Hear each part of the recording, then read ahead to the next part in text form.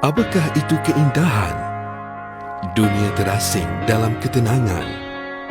Keunikannya memukau jiwa melihat. Kehijauan menghiasi panorama. Disulami laut terbentang luas. Sebuah pulau, 1000 keajaiban. Sebuah pulau yang kaya dengan budaya dan sejarah. Kehidupan yang damai bertemankan alam. Keistimewaan flora dan fauna yang terpelihara.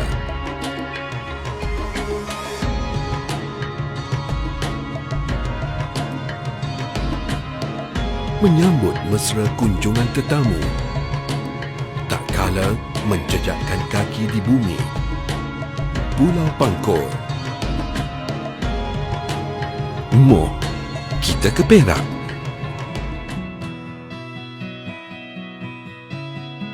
Pulau Pangkor yang terletak di pantai barat semenanjung Malaysia di negeri Perak Darul Rizwan. Terdapat 9 pulau di sekitar Pangkor dan hanya Pulau Pangkor dan Pulau Laut saja yang didiami. Sejarah yang terpahat kukuh dengan nama Pulau Pangkor adalah tidak lain dan tidak bukan Perjanjian Pangkor yang termeterai pada 20 Januari 1874 antara Raja di Hilir Perak dengan Gubernur Negeri-Negeri Selat. Sebuah pulau yang sangat strategik dan dihujani dengan kepelbagaian flora dan fauna menjadikannya antara sebuah tarikan utama di negara ini. Kelebihan di Pulau Pangkor ni ada banyak yang benda-benda sejarah lagi terdapat di Pulau Pangkor ni. Umpamanya kalau kita nak tengok kota Belanda pun ada di Teluk Gedung. Kesan-kesan sejarahnya ada lagi. Selain daripada sejarah, kita ni ada kan di Pulau Pangkor ni umpamanya macam kadang nak mancing, nak menyelam snorkeling dan pusing pulau, dan but-but di Pulau Pangkor ni akan menyediakan untuk pelancong untuk nak mancing. Tentang makanan di Pulau Pangkor ni, popular di Pulau Pangkor ni tak dapat di tempat lain, cuma di Pulau Pangkor je makanan laksami. Jadi kalau pelancong-pelancong boleh datang, boleh makan laksami dan ikan-ikan segar di Pulau Pangkor yang baru-baru dapat daripada nelayan. Diorang menjaga di Pulau Pangkor ni lah. Mentari muncul di ufuk timur, menerangi segenap bumi Pulau Pangkor.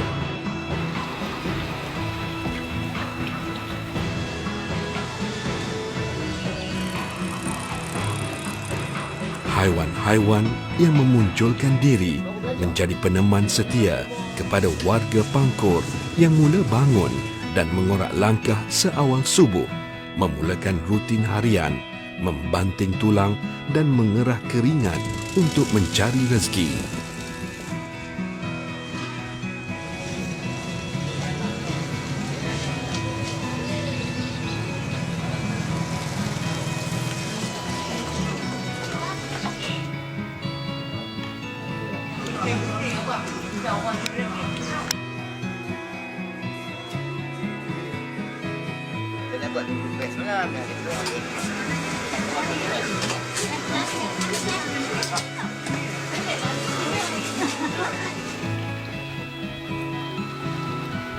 Pulau yang berkeluasan 2,200 hektar dengan kira-kira 25,000 jumlah penduduk menjadikan sektor perikanan sebagai sumber utama ekonomi mereka di samping perniagaan-perniagaan kecil yang diusahakan.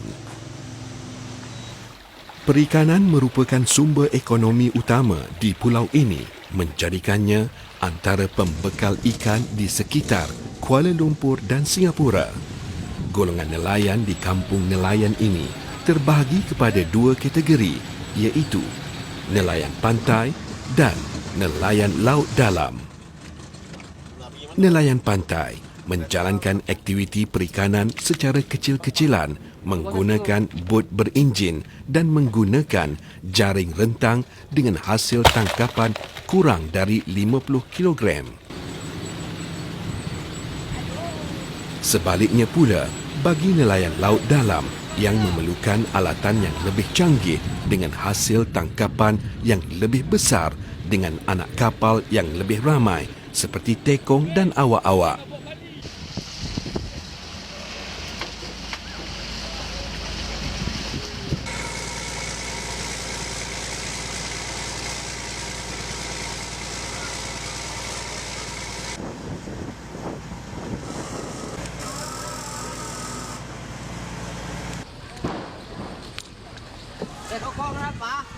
Setibanya mereka di jeti, peraih akan setia menunggu untuk membeli hasil tangkapan mereka yang akan dijual ke tempat lain.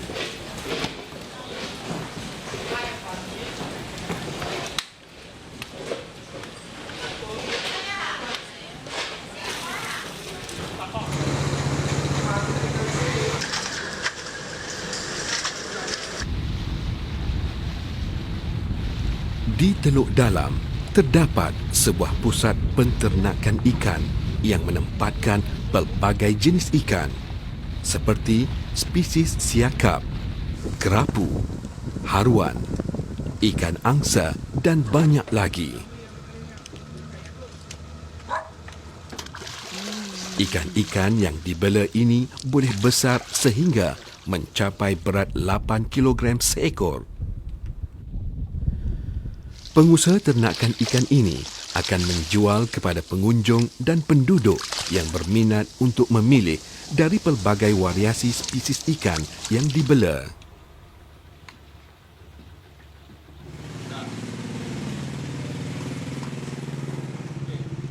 Antara perniagaan dari sumber perikanan yang terkenal di sini adalah kilang sate ikan Hai Seng Heng. Produknya yang berasaskan laut seperti ikan kering, sotong dan pelbagai jenis ikan bilis. Terdapat juga produk bahan makanan proses dingin beku dan makanan ringan yang menjadi kegemaran pengunjung. Kelebihan kunjungan ke kilang ini adalah peluang untuk melihat sendiri hasil laut diproses dari langkah menyiang ikan yang kemudiannya akan dijemur sehingga kering sebelum dicampur dengan bahan-bahan tertentu. Produk ini juga akan dibungkus di dalam bungkusan yang berkualiti. Penelitian terhadap kualiti ikan yang dipilih adalah antara faktor utama menjadikan produk mereka digemari ramai.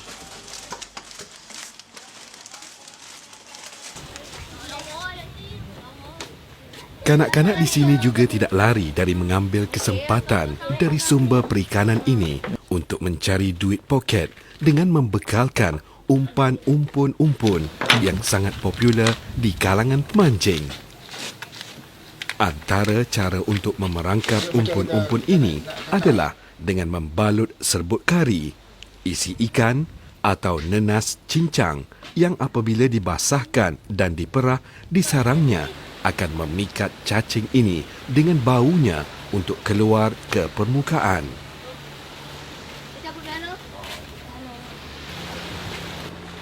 Bentuknya lembut dan mampu mencapai panjang sehingga 30 cm serta mempunyai kaki seperti lipan membezakannya dengan cacing tanah yang lain. Kanak-kanak ini yang menjadikan aktiviti ini sebagai hobi mereka dengan mudah mengenal pasti sarang umpun-umpun ketika air surut. Umpan umpun-umpun ini dijual dengan harga dari RM5 untuk satu tin. Kegembiraan pasti terukir jelas di wajah kanak-kanak ini setiap kali umpan mereka dibeli pemancing.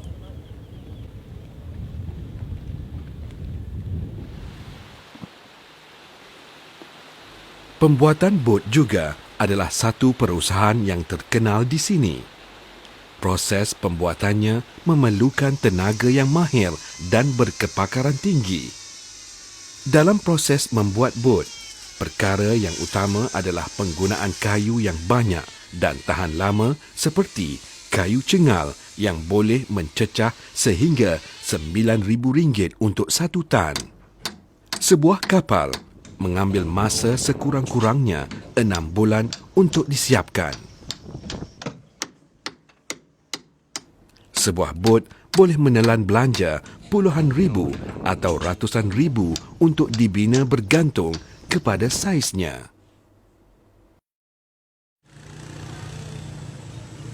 Fu Ling Kong adalah satu kawasan yang menempatkan tempat sembahyang untuk penganut Buddha yang terletak di kaki bukit Sungai Pinang Kecil.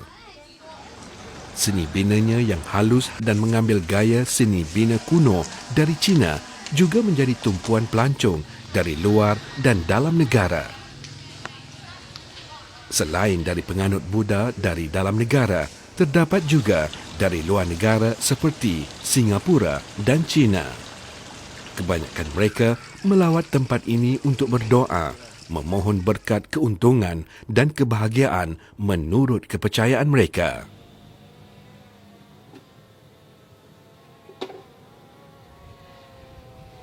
Ikan buntal adalah seekor ikan beracun yang tidak digemari ramai.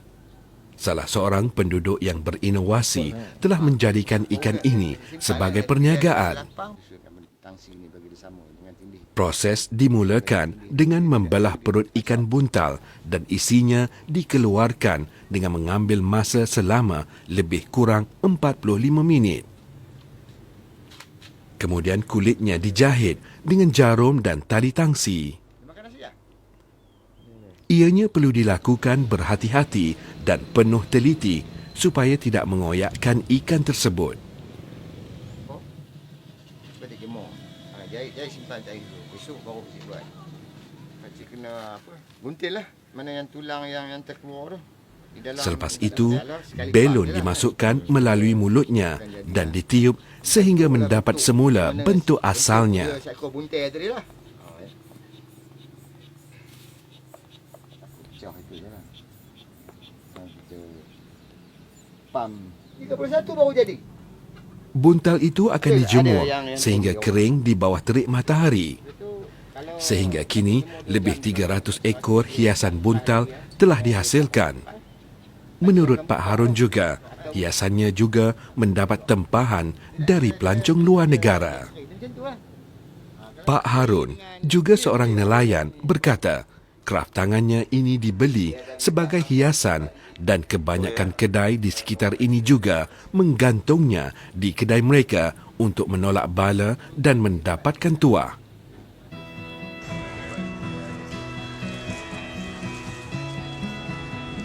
Kota Pekan Pangkor yang sangat berbeza keadaannya dulu dan kini dengan pembangunan infrastruktur yang lebih baik untuk memberi keselesaan kepada pelancong. Kelihatan gelagat pelancong dari luar dan dalam negara serta raut wajah mereka yang gembira ketika pertama kali menjejakkan kaki mereka di pulau ini. Kerana Pulau Pangkor bukan sahaja menawarkan destinasi pelancongan yang hebat, malah pengunjung boleh mendalami kehidupan masyarakat serta melawat tempat bersejarah yang menarik untuk mendapat sedikit sebanyak pengetahuan tentang pulau ini. Walaupun kota Pekan Pangkor lebih maju dan membangun, tetapi penduduk masih mengekalkan bangunan lama tinggalan sejarah yang boleh dilawati.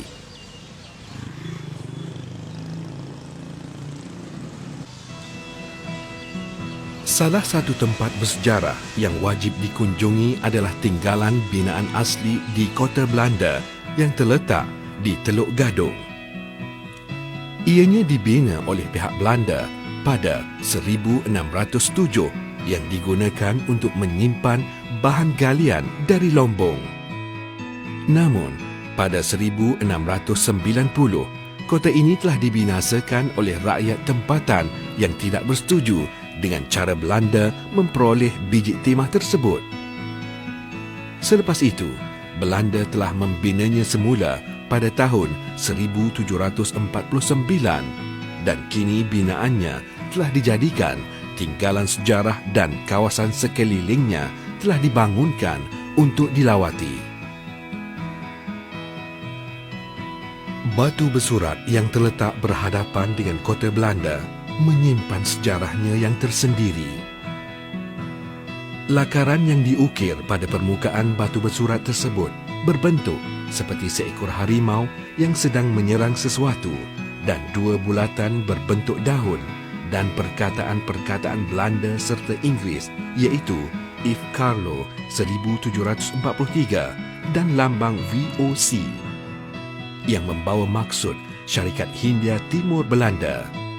Tahun yang tercatat dikatakan sebagai tahun pendudukan semula Belanda di Pulau Pangkor selepas diusir oleh penduduk tempatan yang diketuai oleh Panglima Kulub pada 1960-an. Namun, lakaran pada batu bersurat ini masih menyimpan pelbagai misteri yang belum terungkai.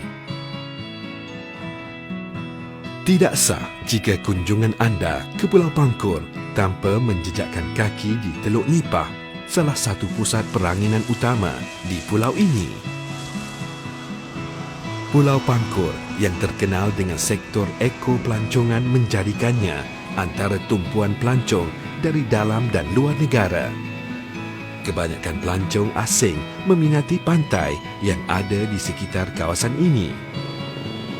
Pulau ini memiliki kepelbagaian flora dan fauna yang mendiami hutan dan lautannya. Jika anda seorang penggemar haiwan-haiwan, anda boleh melihatnya hampir di seluruh kawasan ini dan jika bernasib baik, anda boleh mendekati haiwan-haiwan seperti memerang dan helang yang jarang ditemui.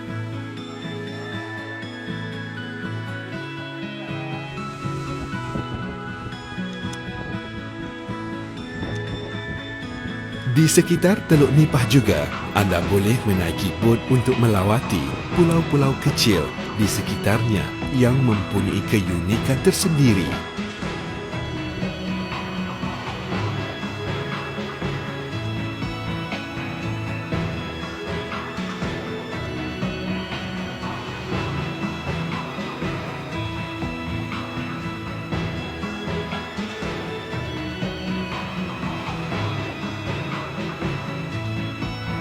Anda pasti tertarik dengan hidupan laut yang berwarna-warni menyapa sebaik saja anda menyelamkan diri ke dalam laut.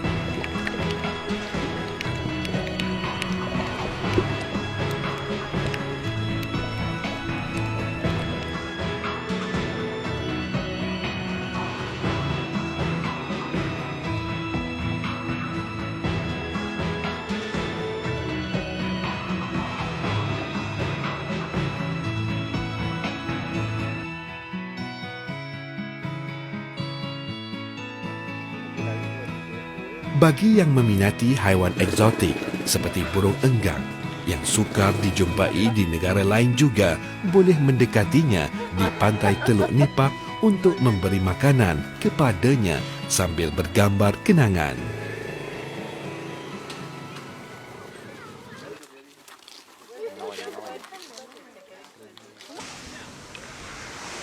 Di pantai ini juga ramai pelancong yang meminati aktiviti berkayak kerana keadaan lautnya yang tenang. Lautan yang luas serta kehijauannya memukau tiap mata yang menatap. Pantainya yang indah pasti memikat hati insan yang berkunjung. Faktor inilah yang menjadikannya sebagai destinasi pilihan untuk pengunjung, terutamanya bersama keluarga atau rakan-rakan.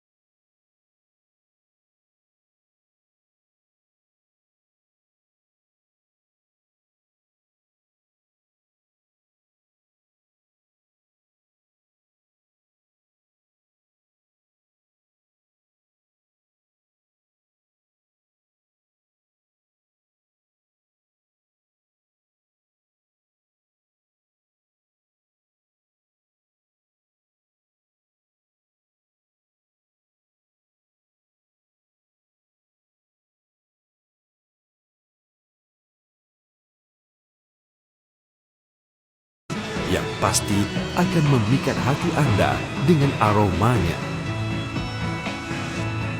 pastinya setiap hari anda di pulau ini akan berakhir dengan kenangan yang indah. Coral Island is a very nice place. We just arrived today, but we had a lot of fun on the beach. Very beautiful beach, beautiful sea. And now you see we have the hornbill feeding show, which is a lot of fun for my two daughters that are here with me. Great island. Visit, and I love islands. I'd already been to Langkawi a long time ago, so I thought, okay, Pankor looks quite close. What I liked about Pankor was I was mainly looking for a quiet beach where I could swim, sunbathe, get brown and read my book, and that's what I found on Coral Beach. Yeah, the people are very friendly. I think most of them actually want to go out on the boats, they want to go visit the other islands or go snorkeling, but I was just looking for a quiet beach. First of all, the beach very clean. Air dia masih lagi hijau biru. Orang-orang dekat Pankor very friendly, very helpful.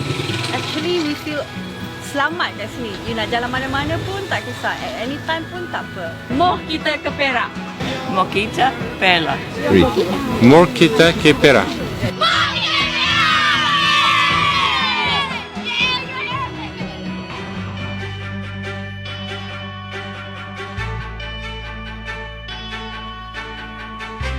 Hutan belantara menjadi bumbung yang memayungi, menjadi teduhan hidupan di Pulau Pankor. Laut hijau terhampar bebas dilimpahi kebesarannya, khazanah alam yang wujud berkurun lama.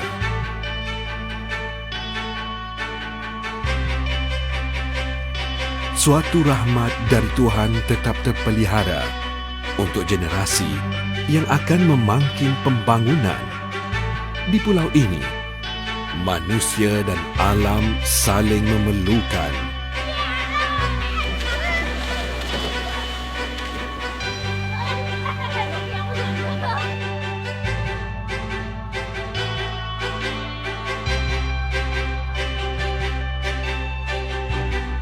Flora dan fauna membesar dan bergerak bebas, melahirkan simfoni membisik kesegaran, harta yang perlu dilindungi selama-lamanya.